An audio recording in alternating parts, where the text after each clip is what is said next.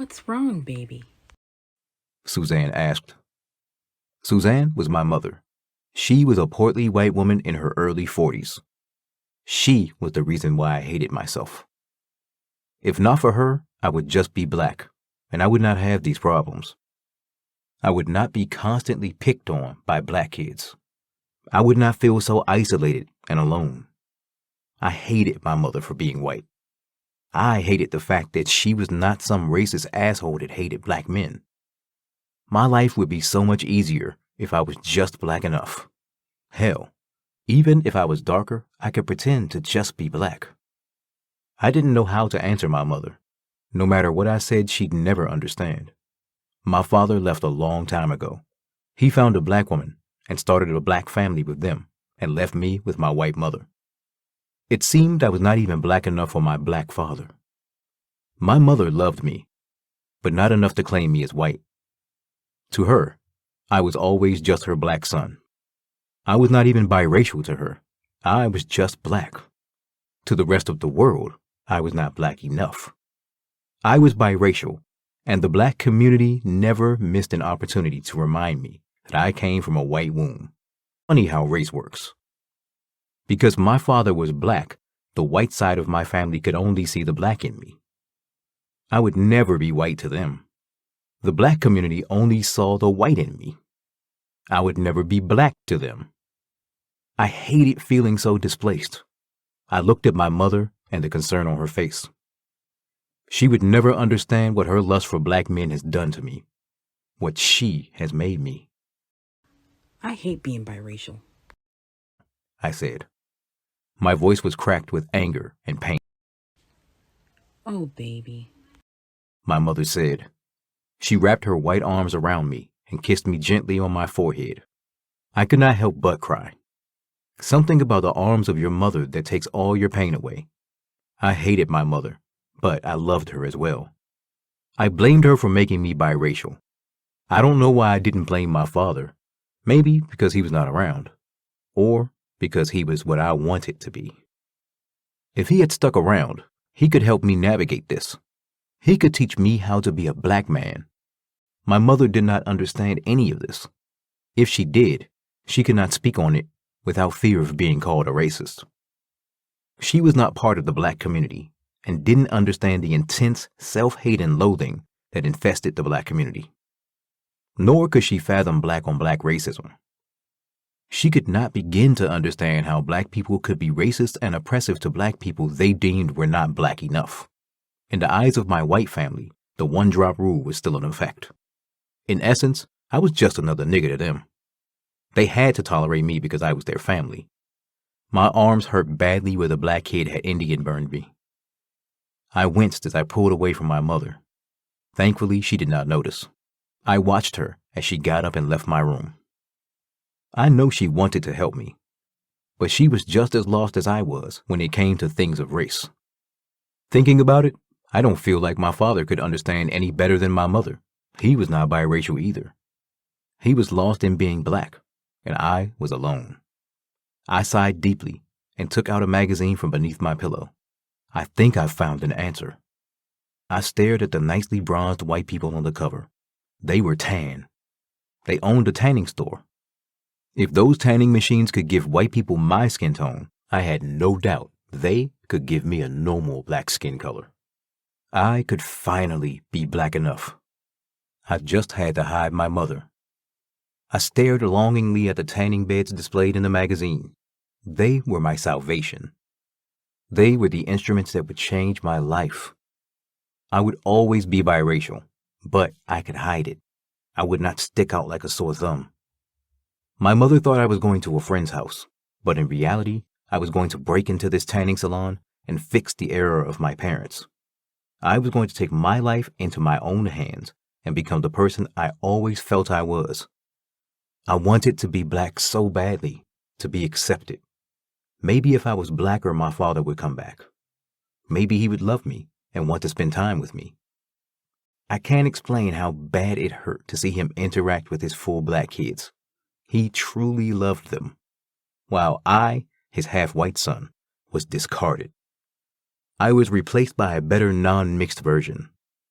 I was an old defective model. My half-siblings were the kids he wanted. I had to do this. I stood and took a deep breath. I put on a hoodie my father gave me years ago. It did not fit, but it still made me feel good to wear it. It was one of the few things he had given me. I walked out of my room and down the stairs. My mother was in the kitchen. She loved to sing as she cooked. I always thought she had an amazing voice. She smiled at me as I walked to the garage door. She knew I normally rode my bike around this time. I was always back in time for dinner. My stomach growled as I smelt it. Baby, I'm making something special for you tonight. My mother said. She ran over and gave me a big hug. I melted in her soft arms.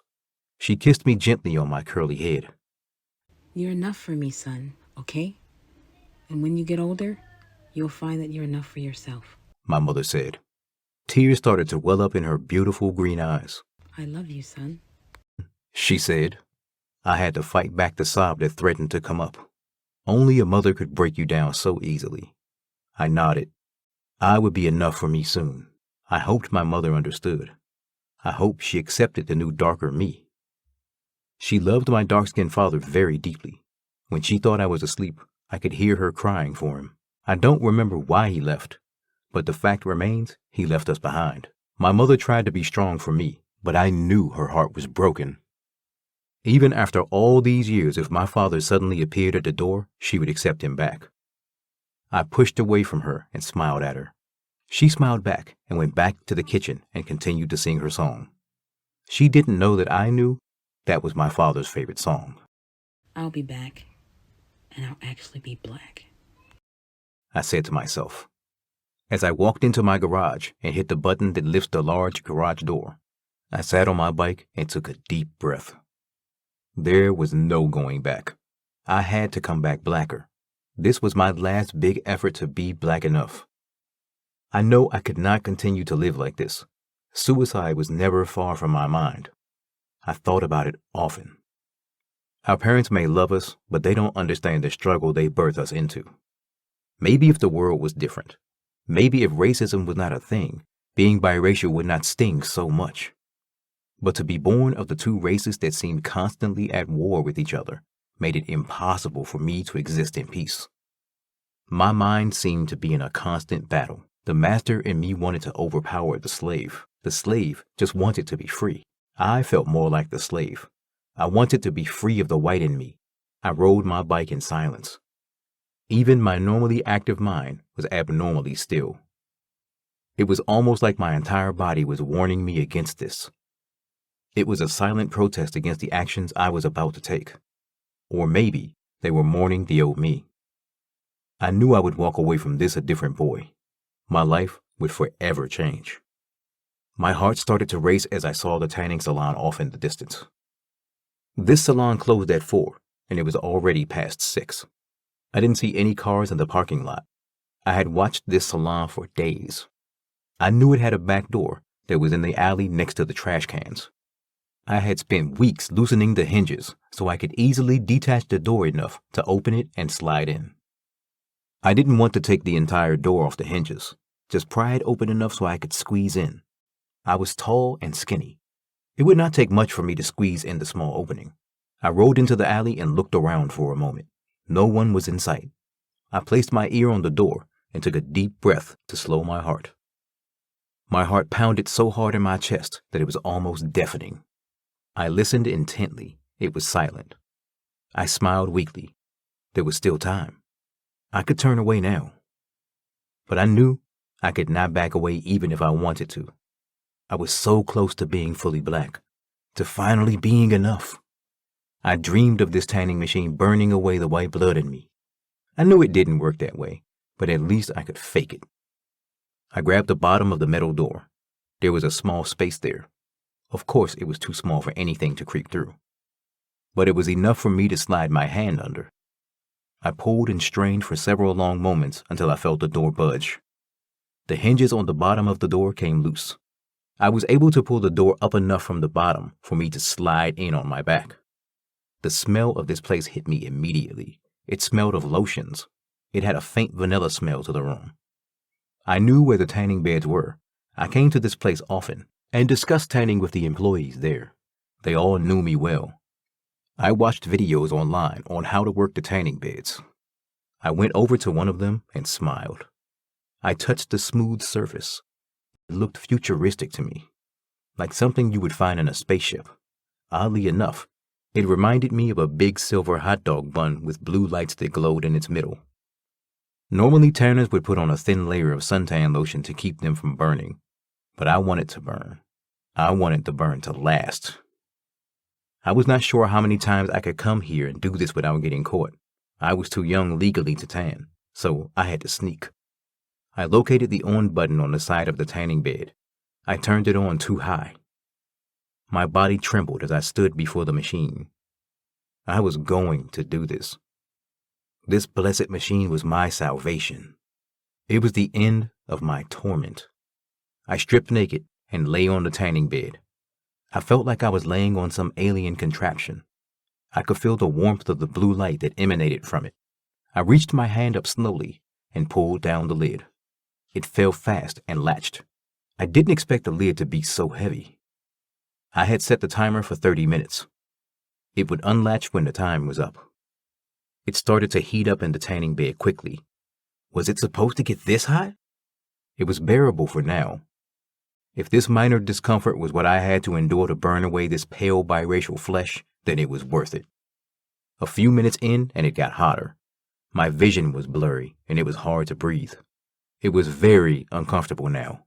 I could feel my flesh burning. The pain came on suddenly. I screamed. I knew I was in here alone. I had made sure of it. There was no one here to help me. I was going to die in a tanning bed. It got hotter and the pain more intense. I tried to push the lid, but screamed as my hands burned. My flesh was melting off my body. I don't know why I thought of my mother, but I did. I missed her singing. I wished I was home eating her delicious food. But here I was, burning to death. I felt tears roll down my burnt cheeks. "I'm sorry, Mama," I gasped. The pain was so intense. I could smell my flesh burning. I heard something as I began to lose consciousness. There was shouting in the store. Someone was here. Did I set off the alarm? If so, I never heard it. Maybe it was a silent one like in the movies. I wanted to scream again, but I couldn't. All I knew was pain and the warm blanket of blackness that came over me.